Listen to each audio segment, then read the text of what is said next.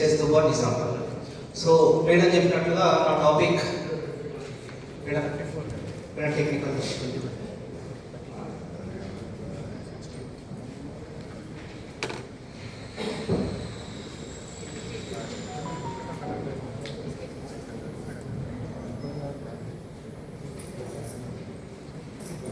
So మామూలుగా చెప్పుకుంటే sir, ప్రశ్న అనేది మనకు ఒక నోబెల్ ప్రైజ్ తీసుకొచ్చింది సార్ సివి రామన్ గారి ద్వారా. సో ప్రశ్న అనేది ఏ ప్రశ్న అంటే, సముద్రంలో ఉన్న నీలి రంగులో ఎందుకు ఉంది అనే ప్రశ్న సివి రామన్ గారికి ఉద్భవించింది. సో ఆ ప్రశ్నని ఆసియా ఖండం మొత్తంలో జిల్లా మనకు మొట్టమొదటి నోబెల్ ప్రైజ్ వచ్చే విధంగా చేసేసారు. అదేవిధంగా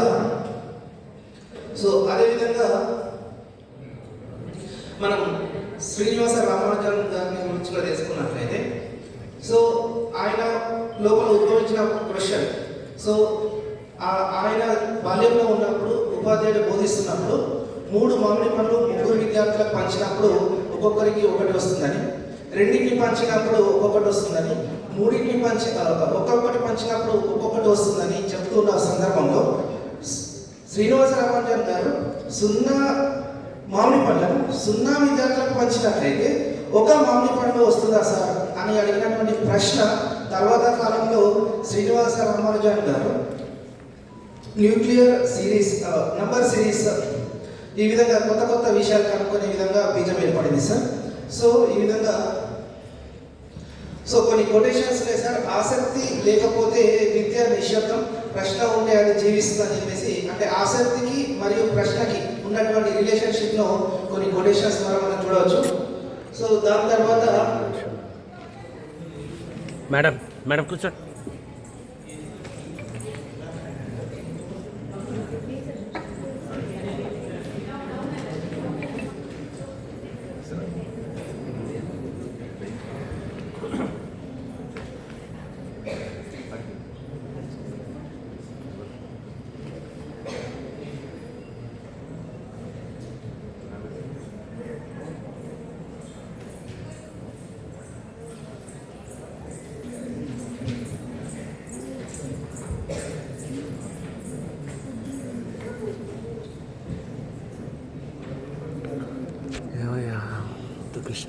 సరే సార్, విద్యార్థులు ఎప్పుడైతే మనకు సమాచారాన్ని సేకరిస్తారో ఆ సేకరించిన సమాచారాన్ని విశ్లేషించి, అదేవిధంగా తార్కికంగా ఆలోచించి వాటి ఆధారాలపై నిర్ణయాలు తీసుకునేటువంటి స్వభావాన్ని కలిగి ఉంటే అది విద్యార్థి శాస్త్రీయ దృక్పథాన్ని కలిగి ఉంటారు సార్.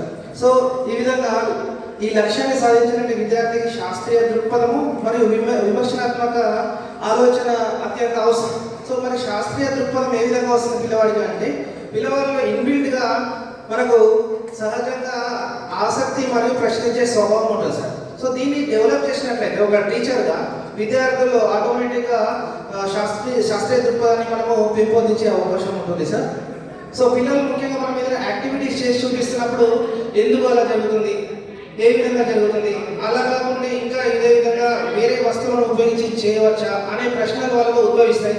అవి అడిగినప్పుడు మనము వాటిని చిరాకు పడకుండా విద్యార్థి ప్రశ్నకు మనం సరైన సమాధానం ఇచ్చినట్లయితే అది మంచి శాస్త్రీయ టెంపర్ను మనం పెంపొందించే అవకాశం ఉంటుంది సార్. సో ఇంకొంచెం ముందుకెళ్ళినట్లయితే ఈ విధంగా మనం సైన్స్ ఫేర్లో జరిగినటువంటి కొన్ని కార్యక్రమాలు, కొన్ని యాక్టివిటీస్ను విద్యార్థులకు చేసి చూపించడం జరిగింది. సో ఇలాంటి యాక్టివిటీ వల్ల విద్యార్థులు ఆసక్తి మరియు అదేవిధంగా ప్రశ్నించే తత్వం అనేది డెవలప్ అవుతుంది. సో ఇంకొంచెం యాక్టివిటీస్ ఇలాంటివి కండక్ట్ చేసినట్లయితే, సో నా అనుభవాన్ని చెప్పినట్లయితే తీసుకున్నట్లయితే క్లాస్ రూమ్ లోపల, సో 8వ తరగతి విద్యార్థులకు ధ్వని ఘన పదార్థాల ద్వారా ప్రవహిస్తుంది, అది ఒకరికి చుట్టూ ప్రాపగేట్ అవుతుంది అనే విషయాన్ని చెప్తున్నప్పుడు మనం టాయ్ టెలిఫోన్ అనేది వాడుతుంటాం సార్. సో ఈ టాయ్ టెలిఫోన్ మామూలుగా పిల్లలకు ఎక్స్ప్లెయిన్ చేస్తున్నప్పుడు అనుకోకుండా ఒక విద్యార్థి ఒక ప్రశ్న అడిగింది, సార్ మనం ఈ టాయ్ టెలిఫోన్తో కాన్ఫరెన్స్ కాల్ మాట్లాడవచ్చా, సో ఈ కాన్ఫరెన్స్ కాల్ మాట్లాడవచ్చా అనే విషయాన్ని సో మరి చేసి చూద్దామనే ఒక ఉద్దేశంతో విద్యార్థులు ఈ విధంగా 2 టాయ్ టెలిఫోన్లను తీసుకొని ఒకదానికొకటి కనెక్ట్ చేసి చూసినట్లయితే ఆ విద్యార్థి యొక్క ప్రశ్నకు సమాధానం దొరుకుతుంది.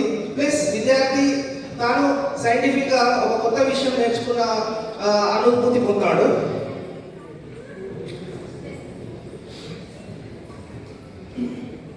సో అదేవిధంగా 9th క్లాస్కి వెళ్ళినట్లయితే మనము రిఫ్రాక్షన్ ఆఫ్ లైట్ ఎక్స్ప్లెయిన్ చేస్తున్నప్పుడు రెండు మీడియంస్ తీసుకొని మనము సాంద్రత యానకము మరియు రకరకాల యానకాలు ఎక్స్ప్లెయిన్ చేస్తుంటాం. సో విద్యార్థి ఏమని క్వశ్చన్ అడిగాడంటే మనం 3 మీడియంస్ తీసుకున్నట్లయితే సో కాంతి వేగంలో ఎలాంటి చేంజ్ వస్తుంది అని మనం చేసి చూడవచ్చా అనే క్వశ్చన్ అడిగినప్పుడు ఇక్కడ టర్పంటైల్, వాటర్ మరియు ఎయిర్ ఈ 3 మీడియంస్ తీసుకొని లేజర్ లైట్ ద్వారా టెస్ట్ చేసి చూడడం జరిగింది సార్. సో వాటి లోపల ఏర్పడుతున్నటువంటి రిఫ్రాక్షన్ మనం గమనించవచ్చు.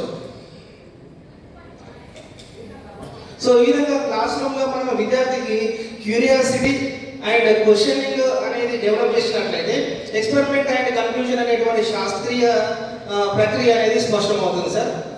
సో ఈ విధంగా నేను ఉపాధ్యాయుని పాత్ర గురించి మనందరం ఉపాధ్యాయులమే, సైన్స్ ఉపాధ్యాయులమే.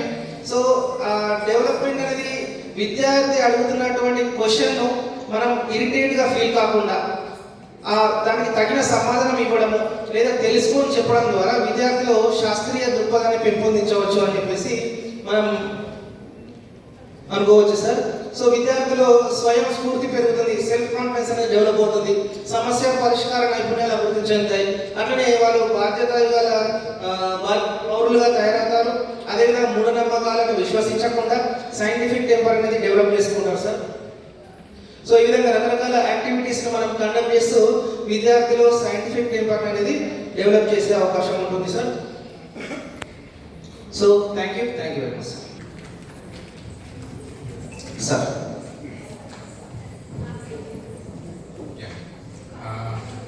ప్రశ్నించే విద్యార్థి శాస్త్రీయ సమాజ నిర్మాణానికి బీజం. Really it's wonderful presentation.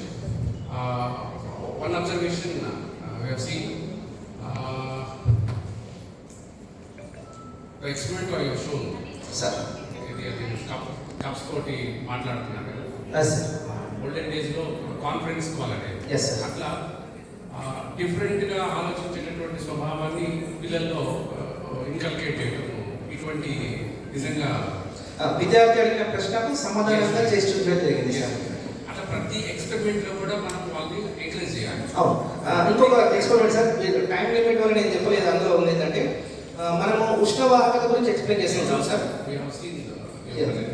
Sir అయితే అట్లా అటువంటి క్యూరియాసిటీని మనం ఎంకరేజ్ చేసేస్తే definitely they will have curiosity and they learn more. Yes sir. Thank you very much sir.